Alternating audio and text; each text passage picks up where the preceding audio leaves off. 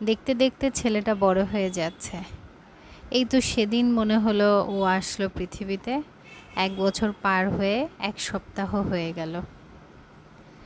ছেলেটাকে নিয়ে কত জায়গায় ঘুরি। তবে এখন ঘোরাটা একটু টাফ হয়ে গেছে। কারণ ও যে এত ডিস্টার্ব শুরু করেছে আমাদের। গিয়েছিলাম চিলক্সে বার্গার খেতে। অনেক দিনই বার্গার খেতে মন চাচ্ছে। তো ফাইনালি যাওয়া হলো। তো এদিকে আমাদের বার্গারও চলে এসেছে। কিন্তু বাচ্চাটাকে নিয়ে একসাথে খাওয়াটা সো টাফ। ও পুরা একদম সব কিছু নিয়ে নেবে, টেবিলের উপরে পুরো যুদ্ধ শুরু করে দেয়।